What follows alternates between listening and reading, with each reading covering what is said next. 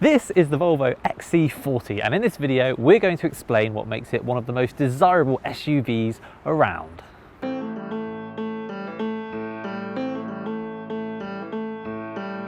First things first, to put it into context, the XC40 is a compact premium SUV designed to rival the likes of the BMW X1 and Audi Q3. Prices start from around £28,000. Now, given that a big part of any SUV's appeal is its design, I think it's worth taking a moment to appreciate the way this thing looks, because I honestly can't find an angle from which it isn't completely distinctive, which in a world of look-alike SUVs is really impressive.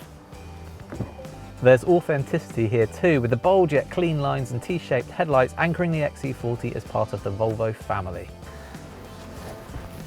What's already great on the outside continues when you climb in, because this is a real feel-good interior. And again, that's because the XC40 borrows a lot from Volvo's larger and more expensive cars, including the really lovely materials you get in here and excellent build quality. Other nods to larger Volvos include the digital dial display and the company's portrait-oriented touchscreen system.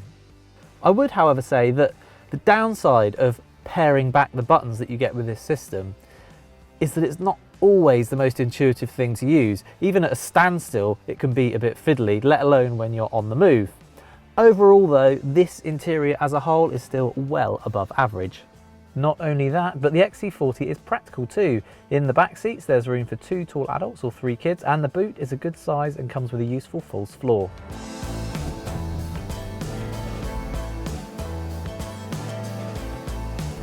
You'll have probably noticed that this particular XC40 has a manual gearbox, but to be honest, I don't think it's as good as the automatic that comes on more expensive models. For a start, the change itself is just a little bit rubbery, and the clutch is very light and springy. But also because in a car that's this luxurious and this calming to drive, it just feels a bit incongruous to be changing gears yourself. That sense of calm is really important to Volvo, which wants its cars to be almost like sanctuaries where you can recover from the stress of daily life. For the same reason, Volvo prioritises ride comfort and quietness over sporty handling. So you don't buy an XC40 for its detailed steering feel and perfect chassis balance.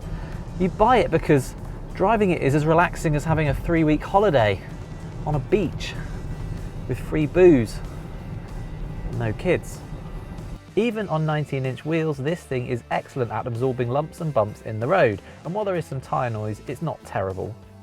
The other thing worth pointing out about this particular XC40 is that it's powered by petrol rather than diesel, and a 3-cylinder petrol at that. Specifically, it has Volvo's 1.5 litre turbo unit, which pushes out 156 horsepower and will get the XC40 from 0 to 60 miles per hour in 9 seconds.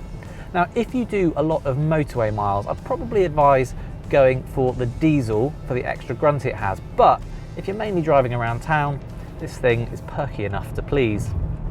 It's also quiet, further enhancing the sense of serenity, although the real-world fuel economy of around 35 miles per gallon might sting.